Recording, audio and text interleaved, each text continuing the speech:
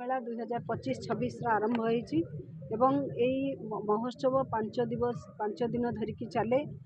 आज को ये हूँ एकादशतम भंडार महोत्सव। विगत 10 वर्ष धरी ये महोत्सव चली। प्रभु लडुबाबा क्षेत्र स्वकीय एक परिचय रही।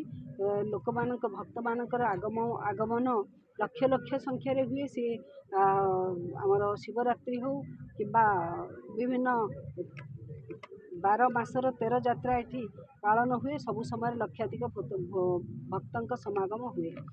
आज जो महोत्सव माध्यम आमर विशेषता हूँ जे एठी आमे छोट छोट पिला मानकु विशेषकर प्रत्येक स्कूल पिला महोत्सव मंच किभली सुजोग देव से प्रबल चेष्टा करथांती एवं बहुत भल भल स्थानीय कलाकार माने एठी सुजोग नृत्य सुजोग पाती। द्वितीय कथा ये हूँ प्रज्ञापीठ।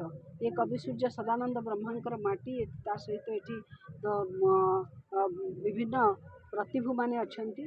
तो साहित्य साधक माने अछंती।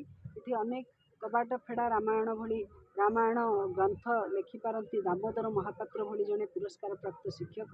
शरणकुल लडुबाबा पीठ सौंदर्यकरण एवं पीठर उन्नतिकरण श्रीयुक्त महापात्र जो सुरेश चंद्र बराड़ शिक्षक से अवदान समस्त लोकमुखरे आज अच्छी। तो यही क्षेत्रर कला नैपुण्यता तथा ये क्षेत्र प्रज्ञा क्षेत्र जो प्रसिद्धि कि भाव में आहरी दिगंत विस्तारी पल्लीश्री महोत्सव भंडार महोत्सव आयोजन विगत 10 वर्ष मध्य मु कहि आमर यह लाभ है। चलित वर्ष विधानसभार जो वार्षिक कैलेंडर से वार्षिक कैलेंडर गोटे मासर अवधि प्रभु लडुबाबा मंदिर स्मृति चित्र माध्यम आम देशवासी को राज्यवासी को जनइबार सुजोग सृष्टि करें। ये अनेक कथा आग को हेब। ए अंचल प्रसिद्धि गौरव निश्चित भाव में रही आहरी दिगंत विस्तारी करने पल्लीश्री मेला भंडार महोत्सव आयोजन कर समस्त आयोजक मानू युव प्रतिभा ये निज क्षेत्र में बहुत टैलेंटेड से अंतर्जातीय फुटबॉल महिला टूर्नामेंट ये शरणकुल माटी से करती। तेणु से आहरी लडुबाबा शक्ति दिंतु से यशस्वी हूँ और समाज सेवा कम नियोजित रहतु ये आशीर्वाद करी।